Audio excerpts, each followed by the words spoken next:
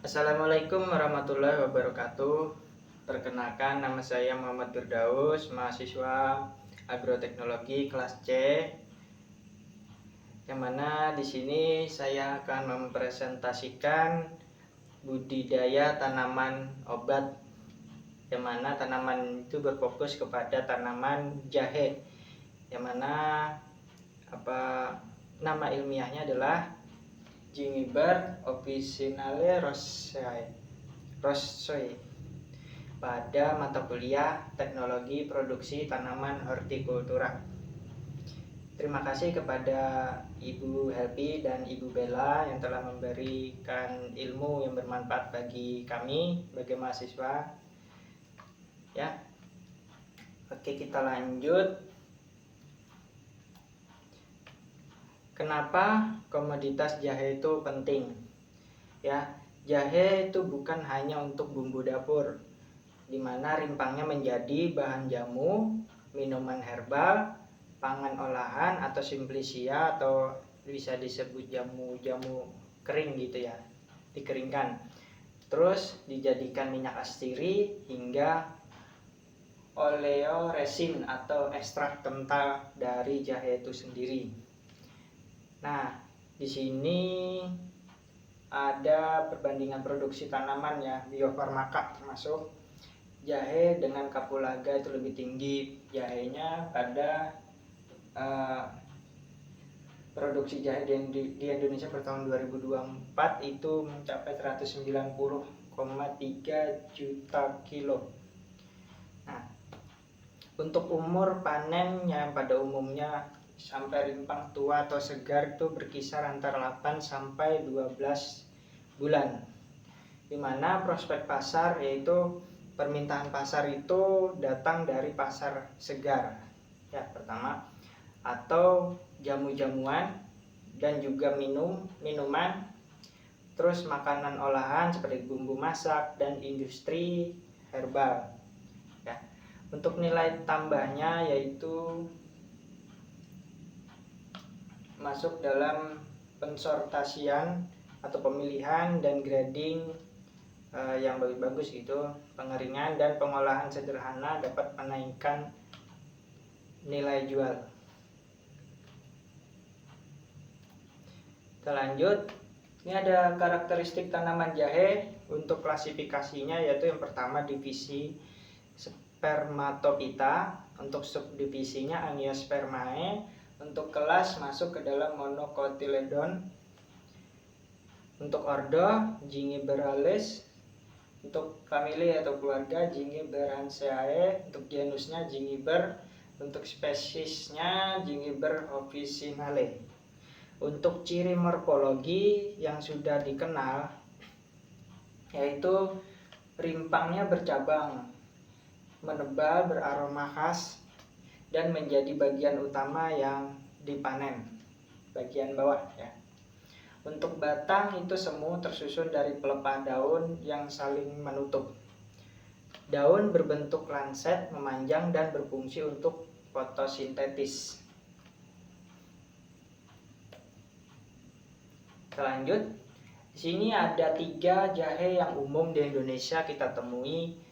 Untuk perbedaan utama ada pada ukuran rimpang, aroma, rasa pedas, dan tujuan manfaatnya. Yang pertama ada jahe gajah atau jahe besar. Cirinya adalah rimpangnya itu besar, dalamnya itu putih atau kekuningan.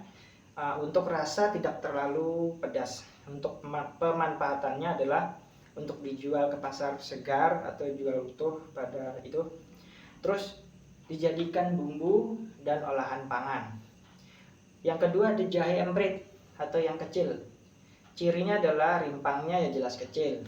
Untuk aromanya tajam, rasanya lebih pedas. Untuk pemanfaatannya bisa yang pertama untuk rempah-rempah, untuk jamu, untuk ekstrak, terus untuk minyak atsiri. Yang terakhir ada jahe merah, ini yang gampang atau banyak ditemui di pasaran. Itu untuk cirinya yaitu rimpangnya berwarna jingga atau merah. Untuk aromanya sangat tajam dan paling pedas. Pemanfaatannya yaitu sebagai jamu, herba, dan minuman kesehatan untuk menghangatkan tubuh. Kita lanjut. Di sini ada syarat tumbuh, yang mana itu adalah kunci rimpang yang sehat. Yang pertama itu iklim.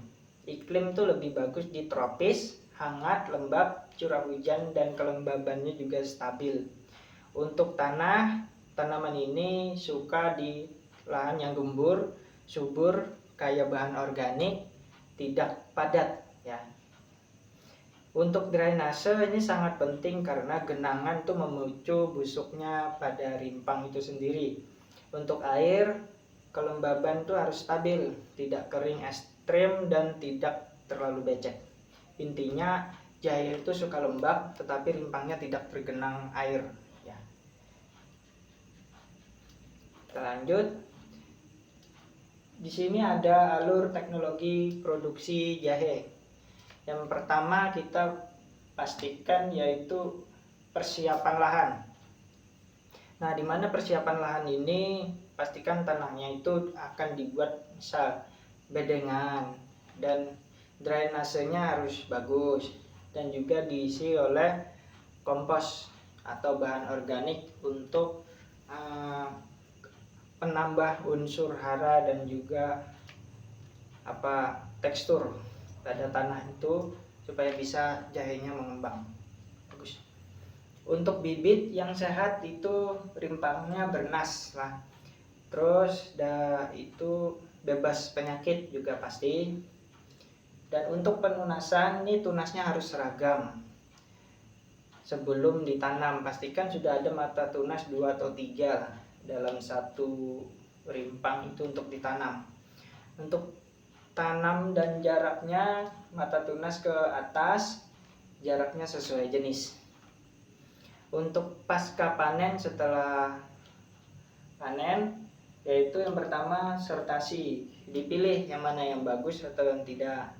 Ada yang tidak bagus kita tinggalkan. Terus grading, yaitu pemilihan kualitas. Nah, mungkin ada di sini biasanya pas kita panen itu ada kualitas A, kualitas B, itu kita pisah. Yang besar-besar dikumpulkan, yang kecil-kecil yang kurang bagus kita singkirkan atau terpisah begitu.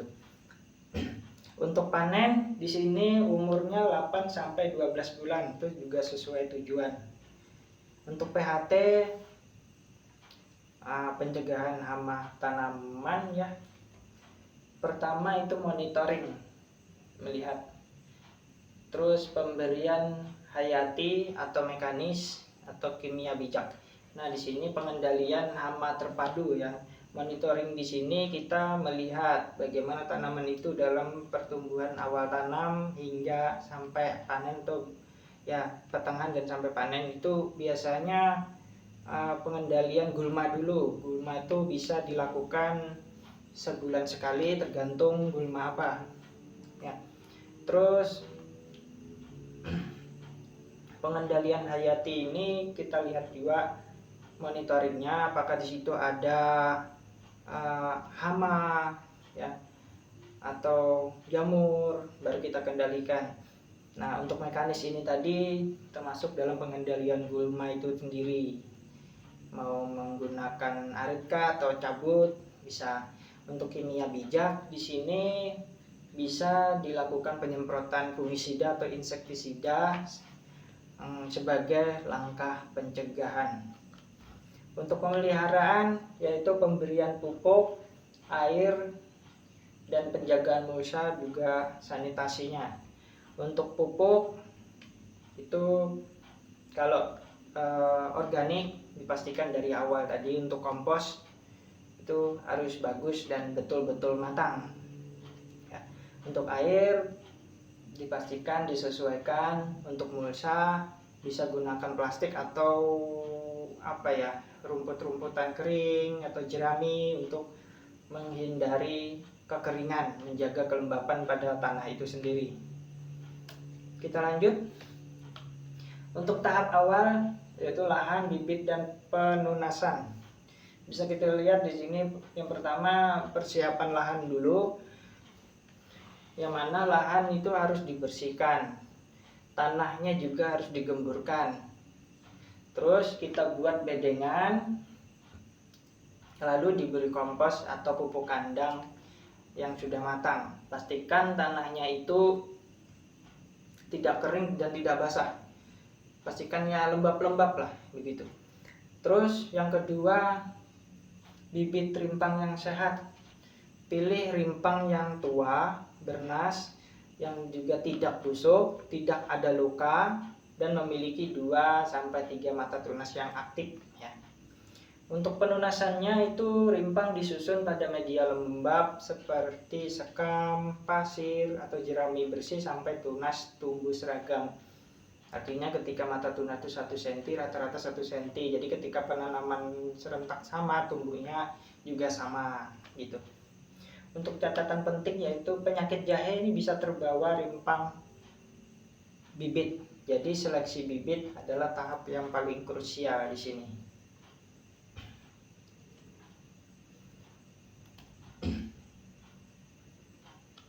Nah, kita lanjut. Di sini ada penanaman dan pemeliharaan utama. Setelah bibit siap, fokus budidaya adalah menjaga ruang tumbuh, termasuk air, hara, dan kelembaban tanah. Untuk penanaman itu dipastikan di awal musim hujan atau saat air cukup. Ya, mata tunas itu juga menghadap ke atas. Untuk jarak tanam ini pada umumnya adalah 60 x 40 cm atau menyesuaikan jenis jahe dan SOP daerah tertentu. Untuk pemupukan, pupuk organik sebagai dasar awal dan NPK berimbang sesuai kebutuhan tanah. Untuk pengairan, kelembaban stabil, hindari kering ekstrim dan genangan karena akan menyebabkan busuk dan timbulnya penyakit-penyakit yang lain. Untuk mulsa itu bisa menekan gulma, menjaga kelembaban dan mengurangi percikan tanah. Untuk sanitasi, buang daun yang sakit atau tanaman terinfeksi agar sumber penyakit itu berkurang. Dimana ketika ada jamur atau ada hama, trips atau daunnya bercak-bercak, langsung saja dipindah. Kalau patah, dicabut saja, kita bersihkan. Untuk prinsip praktisnya yaitu yang pertama juga tepat bibit, tepat jarak, tepat hara, tepat air, yaitu sama dengan rimpangnya juga lebih sehat dan juga hidupnya seragam. Kita lanjut ke pengendalian hama, penyakit, dan gulma. Nah, untuk pada jahe, resiko terbesar tuh sering berasal dari penyakit tular tanah dari rimpang. Karena itu PHT, pengendalian hama terpadu, lebih menekankan pencegahan sejak awal. Yang mana PHT pengendalian hama terpadu jahe itu yang pertama untuk pencegahannya adalah bibit yang sehat, rotasi tanaman yang bagus, dan lahan drainasenya juga oke. Untuk kimia bijak yaitu penggunaan pestisida sesuai ambang dan label dari kemasan produk dan durasi tepat waktunya itu. Untuk monitoring, di situ ada mati gejala dan populasi. Monitoring di sini bisa melihat gejala pada hama ya, hama yang terjadi pada tanaman su pada masa di awal sampai panen, apa yang terjadi kita lihat itu untuk mengambil tindakan.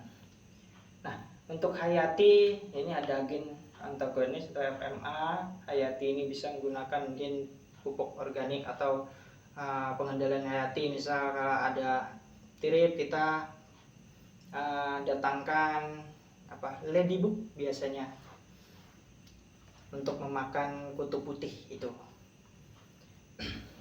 Untuk kultur teknis yaitu ya kita pembersihan sanitasi, ya pemberian mulsa atau jarak tanamnya.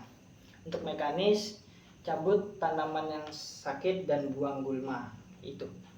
Contoh masalah paling penting yaitu layu bakteri. Nah, busuk rimpang, bercak daun, ulat atau termakannya belalang, kutu putih, tungau, dan gulma rumput, teki atau daun lebar.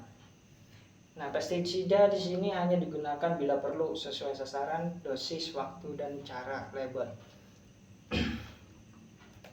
Kita lanjut.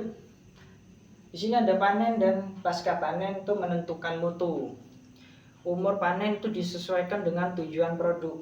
Untuk jahe muda atau asinan itu 3-4 bulan sudah cukup untuk dipanen.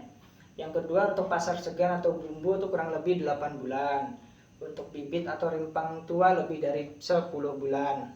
Dan untuk simplisia atau jamu, nah, itu 8 sampai 12 bulan atau 1 tahun ya. Untuk tahap pasca panen, untuk sortasi itu pisahkan rimpang sehat, yang luka, yang busuk dan ada kotorannya. Untuk grading, kelompokkan ukuran, bentuk dan keseragaman. Pengemasan dan penyimpanan yaitu bersih, berventilasi, sejuk dan kering.